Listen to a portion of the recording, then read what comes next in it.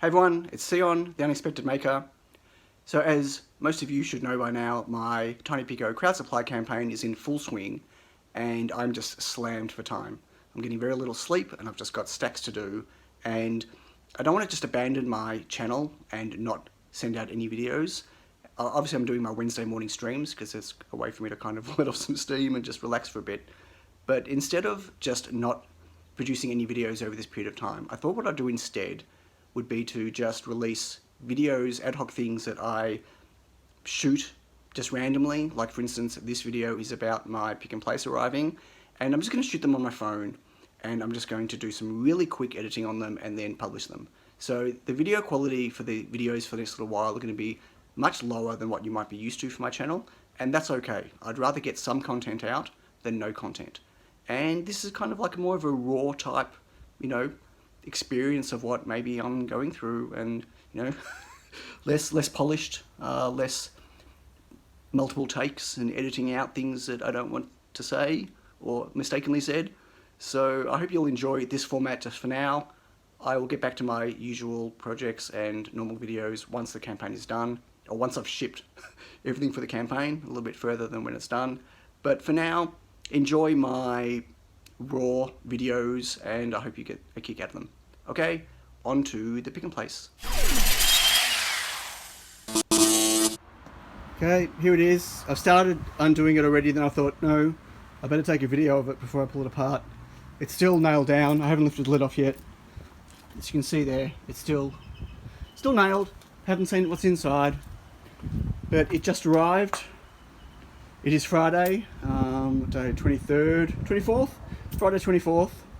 I wasn't expecting it till the 27th because there was a delay at customs, but it's here. So I'm now scrambling to get everything set up.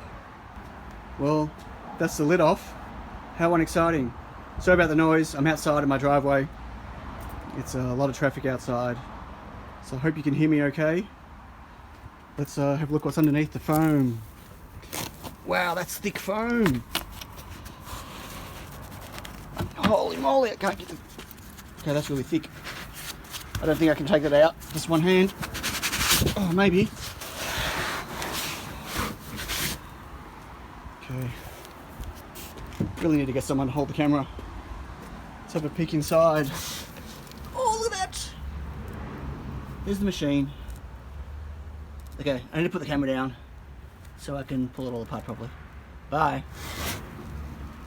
So, inside, more foam.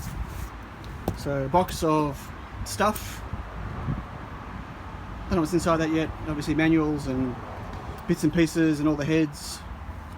So here's the machine, here's the front. So it's the 36VA I got, so it doesn't have the integrated embedded Linux machine with the screen. It uses a PC externally. There are all the feeder entry points, the tape pullback, and where the reels sit. And the head has been tied down so it doesn't move, which is great. I need to pull this out of the box and put it on the desk it's going to be sitting on, at least temporarily. Next time you see this, it'll be inside my office. Okay, time to see what's in the box. I know that there's the USB cable and serial cable and serial to USB. I need to know how long they are. That's going to dictate where I can put the computer that's going to drive this. Let's see what else is in here. Okay, try that later. So we have, okay, that's a pretty long cable. 3 meters, excellent. That's USB to USB. Where's the serial one? Alright, USB to serial, 3 meters. Fantastic. Ooh, it's Win 10 compatible, but I have to use Windows XP. Wow, enough foam. That's the rod for the reels. Yay for a non-Australian power cable. Lucky I have a few of those lying around. Oh, okay, Australian power cable. Excellent. And this is a box of goodies that should include some extra heads that I ordered. I'll go through this properly later. There we go. There are all my Juki heads that are black instead of green. So they're the normal 4, I think. Yep, 502, 503, 504 and 505. And then I also ordered some extra 500s. And at the back there's some, I think, 502s for 0402. Okay, we'll go through all that later. But now I know it's 3 meters by 3 meters. Why do I need to know that? Well, let's have a look. This is the corner of my office. There used to be a couch there, but that's now over here. That's my back wall. That's the aircon. Those that remember, computer on the side. This is what you see in the background when I'm streaming. And that is where the pick and place is going to go. So I've had to set this up kind of weird. I'm using my coffee table, which is great, and I reinforced it so it doesn't wobble, and it is really sturdy. You might not be able to see. Let's see if I can wobble this. There is just no wobble at all, which you kind of need, no wobble.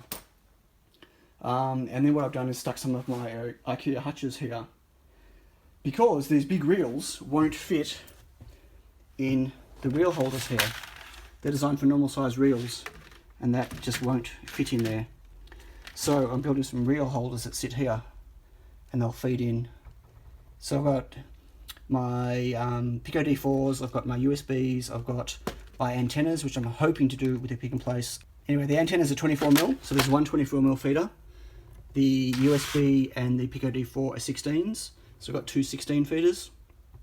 Then I've got 4 12s, so like the CP2904 is a 12, and some other things are 12s, and then these are all my 8s.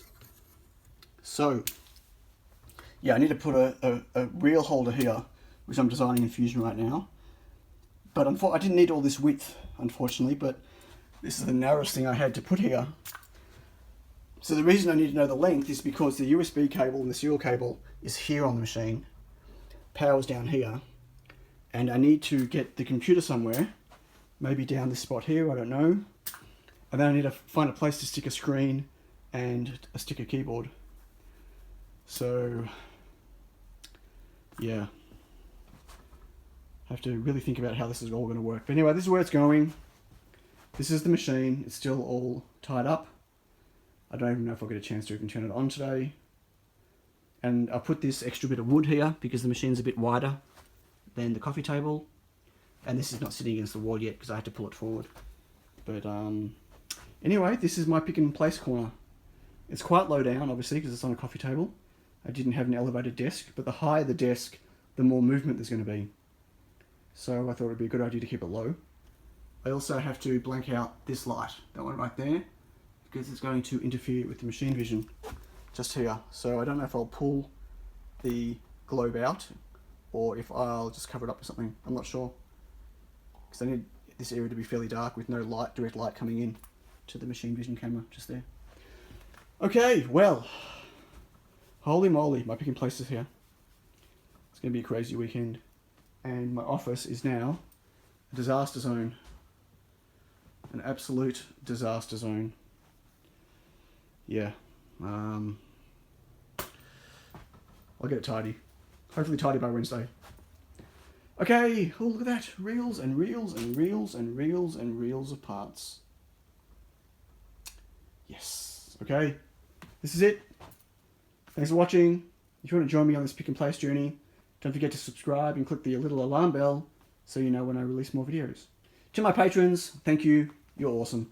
Some of your money went towards this, so big thank you. It was always a goal for many of you to help me buy a pick and place machine. Well, we've done it. Okay, catch you later. Bye.